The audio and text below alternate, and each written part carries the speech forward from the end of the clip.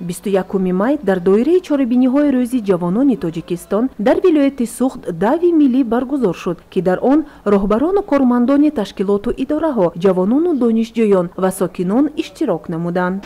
Бо ибтикори асосгузори сулҳу ваҳдати миллӣ, пешвои муаззами миллат, президенти ҷумҳурии Тоҷикистон ҷаноби оли муҳтарам Эмомалӣ Раҳмон солҳои охир дар кишвари азизамон доир намудани рӯзи дави миллӣ ва ҳукми анъана даромадааст.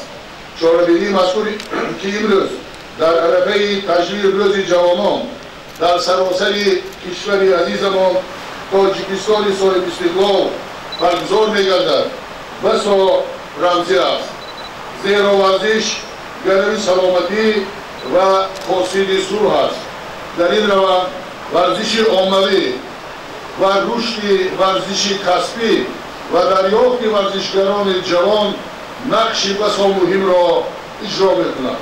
мусобиқаи варзишӣ дар маркази вилоят шаҳри Хуҷанд назди маҷмӯаи ҳавзҳои шиноварӣ 20-солаги истиқлолияти Тоҷикистон оғоз ёфта тавассути кӯчаи ба номи Раҳим Ҷалил то хиёбони ба номи Раҳмон Набиев идома ёфт. Дар чорабинии варзишӣ беш аз 18 000 нафар иштирок кард. Мусобиқаи дави миллӣ ва веломарафон байни намояндагони гурӯҳҳои синну солӣ аз 7 то 10 сола, аз 11 то 15 сола, аз 16 то 18 сола, аз 18 то 40 сола ва аз 40 сола боло ҷараён гирифт. Дар охир ба намояндагони фаъоли ташкилоту идораҳо тӯҳфаҳои хотиравӣ супорида шуд.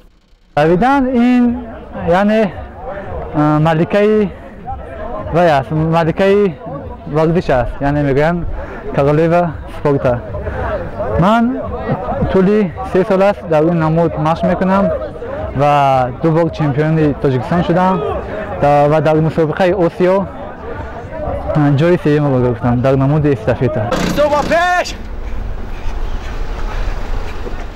мақсад аз баргузории мусобиқа таҳкими тарзи ҳаёти солим, рушди инкишофи соҳаи варзиш ва оммавияти он байни аҳолӣ мебошад. Дави миллӣ маъракаи умумии миллӣ буда барои солимӣ ва оммавияти варзиш баргузор карда мешавад. Он дар асоси фармони президенти ҷумҳурии Тоҷикистон аз 28 марти соли 2007 дар бораи рӯзи дави миллӣ ҳамасола дар ҷумҳурӣ якшанбеи 3 моҳи май гузаронида мешавад.